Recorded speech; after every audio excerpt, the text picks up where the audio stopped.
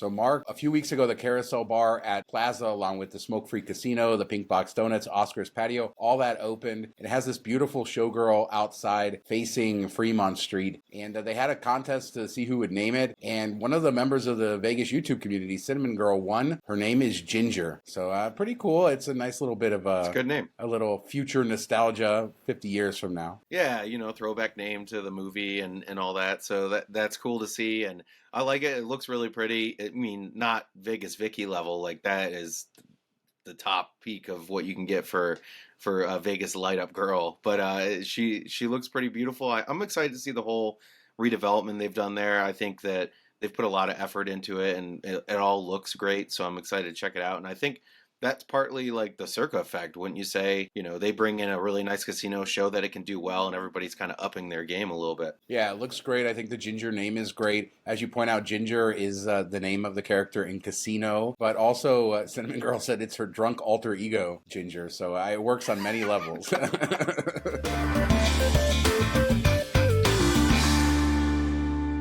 One of the more interesting gaming manufacturers, Aruze Gaming, has announced that they're closing altogether. They have the Shoot to Win Craps, that Go-Go Claw game, I think the Rock, Paper, Scissors game. So this is their type of thing, that kind of outside the box, more modern game. This company is 100% owned by Kazuo Okada, and apparently there was a judgment on him from a law firm based on that lawsuit because he was a big shareholder in Win and he sued them and he hasn't paid for that, and that caused all of this. Very strange. But a company that's really come on the scene with a lot of interesting new games, closing its doors. Who knows if they'll sell their IP and somebody else will take it over. But for now, maybe less of those claw games going into casinos. Yeah, what a weird way for this all to play out. And I think, didn't he win like a lawsuit against Wynn for a couple $1 billion? I know it wasn't all him. It was like part of companies he owned or something like that. But you think he'd have this money set aside or whatever. And it's not like casinos are hurting for business right now. So you would think that these would be producing some decent money. I've always thought they're kind of scammy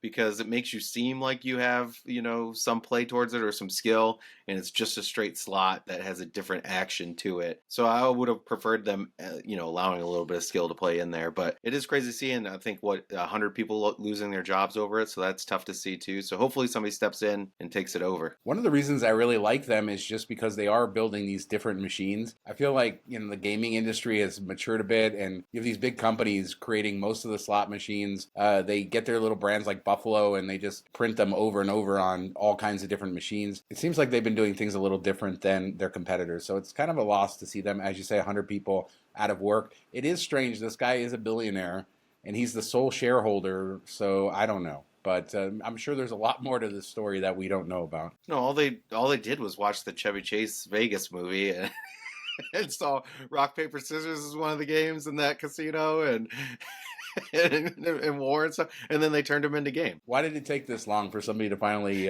figure that out? So Silverton, they closed their hotel and they've been renovating it. We knew that. We finally know when they're going to reopen October 2nd. And they're renovating the rooms. They're trying to be like bougie, it seems like, in what they're doing. They're doing 3 different collections: the Cowboy Kitsch collection, the Rustic Modern collection, and the Refined Lodge collection. So this is going to be how they decorate the rooms. And they look pretty nice. I mean, they look, upscale-ish. This was never built to be a luxury hotel. And I think it's pretty evidenced by the fact of when you look at the concept art, you can see the wall air conditioner units kind of covered up by like wooden furniture or something. But I think they look pretty good and it fits in well with the Silverton theme. And that's a pretty good property. We talk about them every once in a while. They have just about everything there. Bass Pro Shops, of course, the mermaid swimming, tons of restaurants too. Yeah, it does look nice.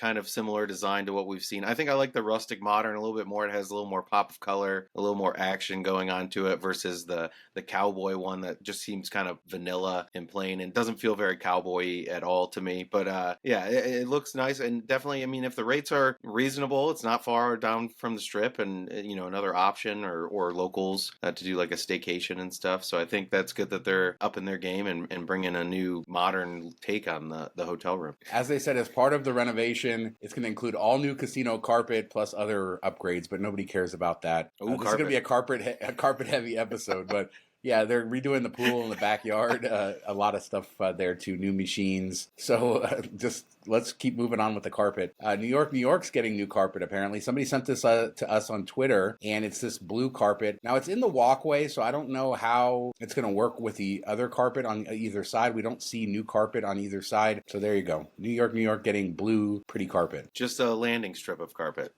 Yeah, just the landing strip. Hopefully they do more. It really does show you though, like how kind of dated and old the old carpet at New York is. Has that kind of New York industrial vibe, very 90s. Judging by that blue, it looks like it'll be very modern. Yeah, you got to wonder, will they change the rest out sooner or later? Because it's kind of a different take to do it this way. But hey, we love carpet at MGM Vegas, right? Yeah, keep sending us those pictures of carpet on Twitter. All right, and our third carpet related story, but not really, but Fontainebleau, it's the same meeting that the Rio owners Dreamscape we talked on the last show. They went in front of the Gaming Control Board. They were recommended for approval. We got some new information about Fontainebleau, including that the casino's going to have 1,300 slot machines, 128 table games, 13,480 square foot sports book, and over 18,000 square foot high limit gaming area. And Las Vegas locally also shared another shot on the inside, which gives us a look at that blue carpet. It looks great on the inside. Every shot we've seen on the inside looks good. It's just time for it to come now, right? It's going to be an exciting few months as we get ready for this property, as they're able to show us more of the inside and we learn more details about what's coming. I'm hoping that it's open when I get there in December, but I'm surprised we haven't heard like a date that they're shooting for, a target date, because we're 5 months out, a little over 5 months out from what they had hinted at. So hopefully it comes through, and we both had thought they would try to get it done before the F1 race, but that doesn't look likely at all.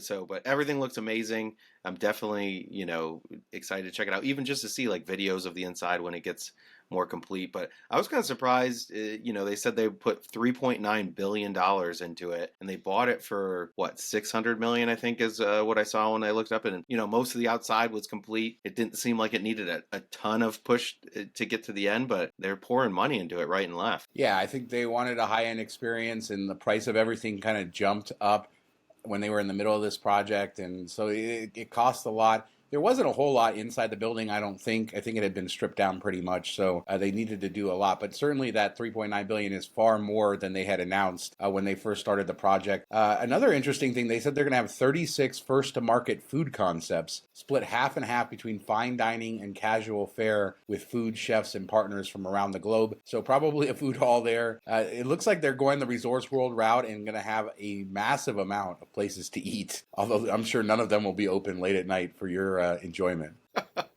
Yeah, just please have one or two that stay open all around the clock like Vegas used to be. But no, that's I love when they bring in unique foods, and we always make fun of Caesars and the like for just rehashing the same 4 restaurants over and over at their properties. Resorts World has a ton of different options, but their food hall is kind of similar stuff. So hopefully this is like a wide array of options, so that people might not like this type of food, but they'll have something else for them. So, and maybe they'll call it a food court as a throwback. Who knows? Who knows? That would be a very nostalgic thing to call it. All right, so a couple quick things. Blondie's at the Miracle Mile Shops has this happy hour. We saw this on Twitter. $20 all you can drink Monday through Friday, 3 to 6 p.m. and 10 p.m. to 1 a.m., which is, 10 to 1. That's pretty good. Insane. Yeah. So yeah. I'm sure that there's no fine print here on this sign. I'm sure that it's like well liquor and cheap beer or something, but you could do a decent amount of damage in 3 hours. What are we talking about here? Like, that's 2 to 3 beers on the maybe less, depending on where you're at. So, and we've talked about in the mall how they have some of the best food options as far as value on the strip. So it's cool to see this, and I'd definitely go there. You could go there in pregame from the 3 to 6 and then go to dinner and go hit the town, or maybe wind down at night. Maybe that's the wrong way to do it, to finish the night with a happy hour. I don't know. Yeah, stumble back in at 10 o'clock and go. So a comment on one of our last videos about a Strat parking tip, because we've made fun of Strat with their new paid parking and QR codes, and even locals have to go through some weird thing where you're scanning in and stuff. But apparently, according to a commenter, if you're driving a car that has Nevada plates, you get free parking. So it doesn't even, it just sees the Nevada plate and it gives it to you for free. So there you go. There's your free parking tip for Strat. Another reason they probably need better technology. I don't know. Yeah, if you get a California plate from the rental place, you're like, no, go back to California. Yeah, I need a park at the Strat. Give me a Nevada plate. Yeah, exactly. All right, so Travel and Leisure came out with their list of the 10 best hotels in Las Vegas according to their readers. And this list is pretty much in line, I think, with what a lot of people think. There's not a lot of huge surprises here. Wynn coming out at number 1, Waldorf number 2, Cosmo number 3. We have Venetian in number 5. Encore is on there. Bellagio, Aria, Vidara. Park MGM kind of slides in there at number 10, which is interesting. That's not Nomad specifically. That's Park MGM, but I guess it's the whole property. And, a lot of people like that, the smoke-free thing. But I did notice that there is one company that doesn't have any hotels on this list. Caesars? Yeah, no Caesars Palace, no Nobu. You would think, maybe Nobu, but I think it's clear Caesars is not trying to play the game of the best hotel in Las Vegas. Yeah, that stands out. I was kind of surprised Encore dropped so low, like below Bellagio, I believe, if I remember correct.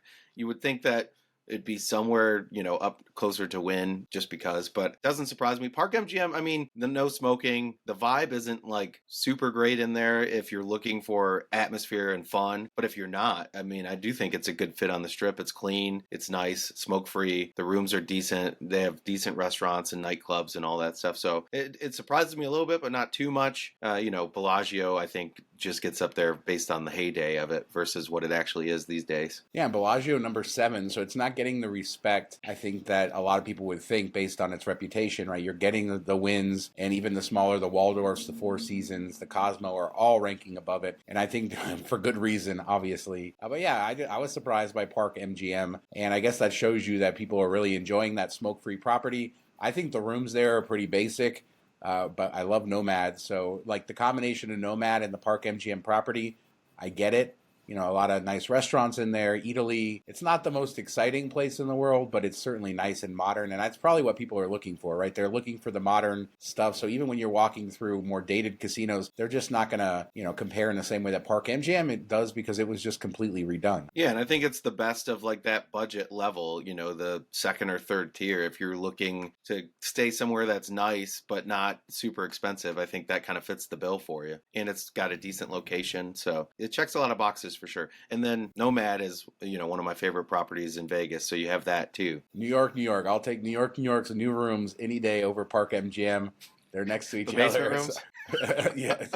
They're much better. You're crazy. You got to get inside one of them to see what it looks like in person. So we've talked in the last couple of shows. It's been an interesting thing to follow this news. We talked about how Cosmo's not going to switch over to MGM Rewards until next year. And then we learned that Hyatt and MGM were breaking up their partnership of 10 years, and that's going to end at the end of September. And we knew MGM would probably partner with somebody else, and we already know who it is, and not a huge shock. Cosmo is already a partner of Marriott, and now MGM is partnering with Marriott.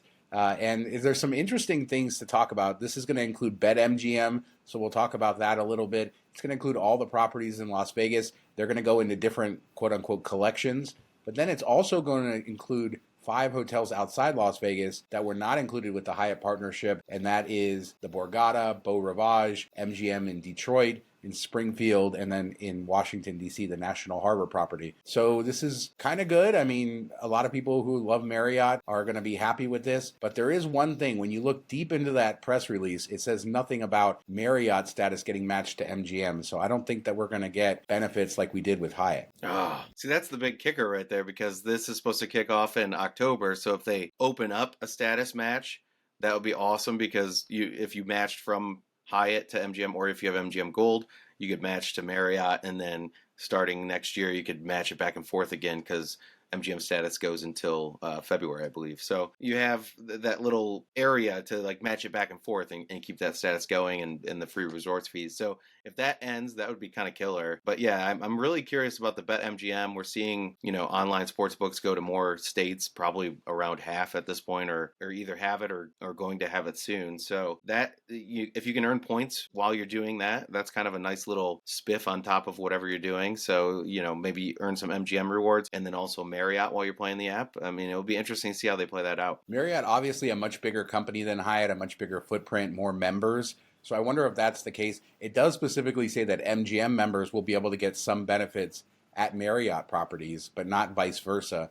And there's a lot of ways to get Marriott Gold status through like the Amex Platinum card and other ways to do it. So I just wonder if maybe they have too many members and MGM sees it as it's going to be too much to provide the benefits, or maybe it's just an oversight and we'll see them do it. But this is a big partnership, and this is a huge deal for Marriott. Not only are they going to have all of these Strip properties plus some pretty iconic big casinos elsewhere, Hyatt is out the door. I mean, right? This went from Hyatt having all these properties to not only Hyatt gone, but now Marriott's in charge. So it's a big change, and one that I think is going to change the landscape of loyalty on the Strip. I guess for people who are Marriott Cosmo people, this is really good too, because you're already kind of invested there, and that's going to spread to all the other MGM casinos. It's perfect if you're a Marriott loyalist. You're getting everything you need, everything you want, and it's cool that they added a couple spots off, outside of Vegas. I wish they would just open it up to everything. Like every MGM property should be bookable back and forth, earn points or whatever. That'd be cool. But it'll be interesting to see if Hyatt made the right call. And we don't know for sure who instigated this breakup, but they're going to Rio.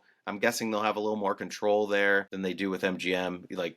I envision it as we have a Hyatt hotel inside of Rio versus just a partnership. So maybe they think that's going to be a better route for them to go, more beneficial to them. So I guess we'll have to see. Is it me, or is Marriott obsessed with their collections, right? I mean, they have these things like luxury collection, these different collection hotels. So they specifically said which collection each of these hotels will go into. And they created a new collection, the MGM collection. And that's going to have 8 properties. But then other than that, Bellagio is going to go into the quote-unquote luxury collection.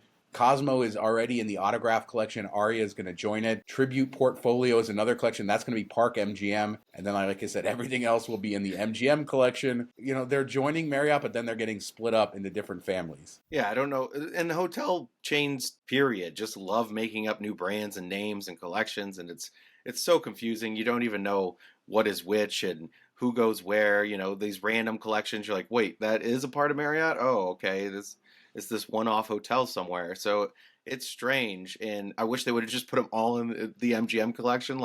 Make it simple on us, please. There you go. So let us know what you guys think about any of this. MGM and Marriott, are you happy that Hyatt is out the door? All the carpet-related stuff, Fontainebleau, what we learned about that. And are you going to miss the Go-Go Claw machine? Hopefully the Go-Go Claws stick around. I hope that somebody buys this stuff and that we still get these machines. But let us know down in the comments what you think. We do 2 shows a week, Tuesdays and Fridays, and we'll be back in just a couple days with another show. Thanks so much for watching. Talk to you next time. See you on Friday. Have a good week.